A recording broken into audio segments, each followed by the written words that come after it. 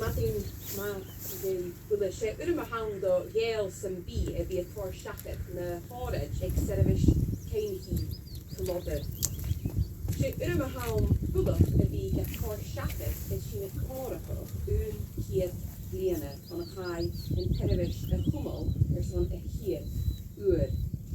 Mo hain do chuman Gaelic inar son a chodum seo, agus mo hain don chuman agus cúteachta uras náisiúnta na halacha son an díhil is se bhela de cumol na seirbhís ag cútuas gach bliana, agus ag léad céine Culloden san lá in June.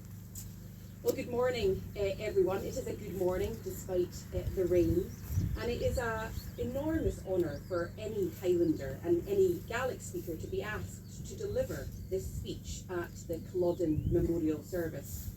It's especially an honour to be delivering it as we mark 100 years since the first such ceremony.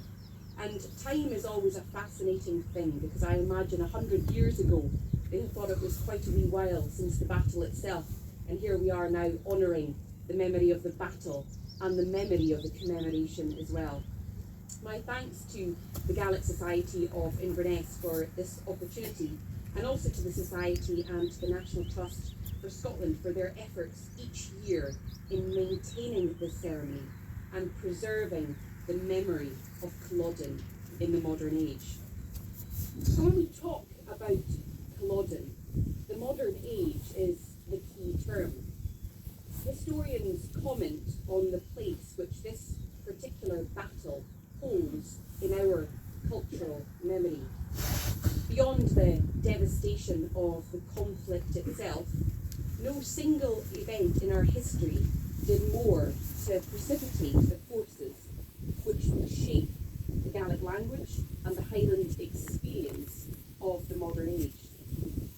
The debate over Gaelic's position as a minority language in an increasingly integrated society, and the debate over the Highlands as a regional economy in a globalising world, serve as binding themes which connect 1745 to 2025.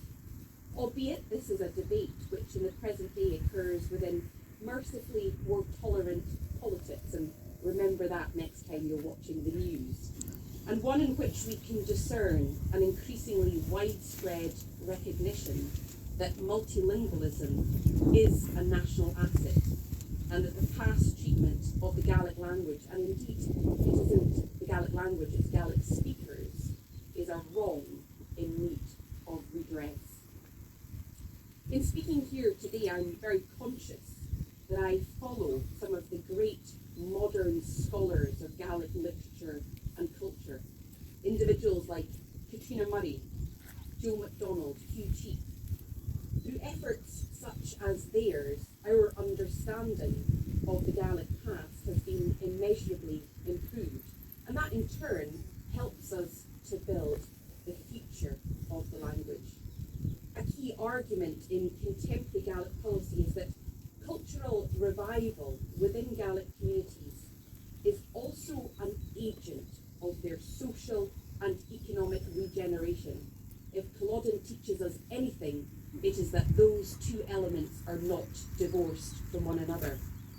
And I can think of no better rebuke than this to the ideology which would be unleashed upon the Highlands in the aftermath of Culloden, and to which this battlefield bears witness.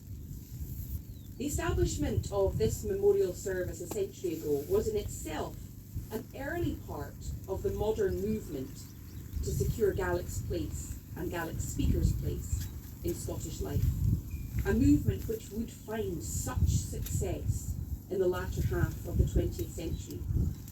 Speakers in previous years have paid testament to the transformation in national attitudes towards our language, a development which is still very much within living memory.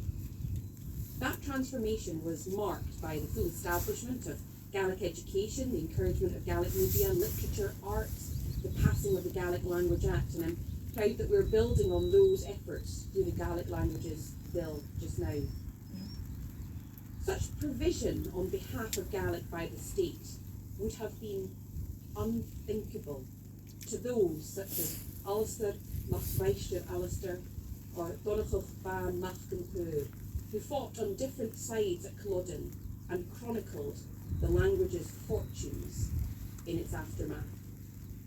We owe much of our knowledge of their work and the deeper Gaelic experience at Culloden to John Lorne Campbell's pioneering work, Highland Songs of the 45, itself published less than a decade after the first Culloden memorial service.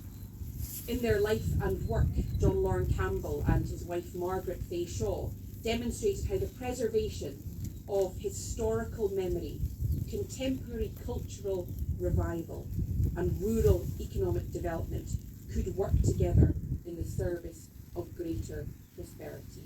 And those three missions are core to our future. To a great extent, they are among the general principles informing all the activity today on behalf of preservation and strengthening of the Gaelic language. They can be seen at work, whether in the activities of a national organisation like Forbes Gaelic, an institute of higher learning like Solmarofstig, or a regional development body like Highlands and Islands Enterprise, and we have representatives from all three here today. Integral to the work which is pursued by them and other organisations across Scottish life, however, are the communities which we all serve and whose well-being provides the foundation of our national well-being. In her address to the 2023 memorial service, Katrina Murray referred to a certain trepidation which was felt across the Gaelic world as we awaited publication of the speaker figures from the 2022 census. A year on from the release of the census figures, we can reflect positively upon the fact that they do show an increase in the number of people with Gaelic skills. But that is a reflection which also must take heed of the challenges still faced, not least in the rural island communities in which it is still a major language of daily life. While those challenges remain, that trepidation mentioned by Katrina is still with us. The census itself was a product of the industrial state and modern economy which emerged across the British Isles in the generations following Culloden. Alistair Machmeister Alistair and Donachach Ban, like any other Scot of their age, would have been astonished by the instruments of national quantification which shaped public life in the 21st century. Most astonishing for them, however, would be that one of those instruments, namely the Scottish Social Attitude Survey, would find that 4 in every 5 Scots viewed Gaelic as an important aspect of their heritage. And so, as we face the challenges still before us and reckon with the deeper history that shaped them, it's vital to acknowledge how far we have come and to use that understanding to guide our path forward. Another one of my predecessors in this office, the great Scianna Murdo Beaton, concluded his speech with the following statement. Ha cearch agus imithi, gyfel sy'n y coed yr arch agus y ceinigol, ach bi yma cwtio y coed yr urged, le dofnus agus jo vishna. It's right and proper that we look back and remember, but we must also look forward with hope and great encouragement. I echo this sentiment this morning and regard it as the most fitting way to approach the commemoration of a battle such as this and the episodes in our history which it evokes. In Gaelic, there's talk of putting a pach in a harn, placing a stone on the cairn. Well, I believe that the stone which is placed in memorial to the past must be the foundation for building the future, and that is the redress which is within all of our hands. More than time.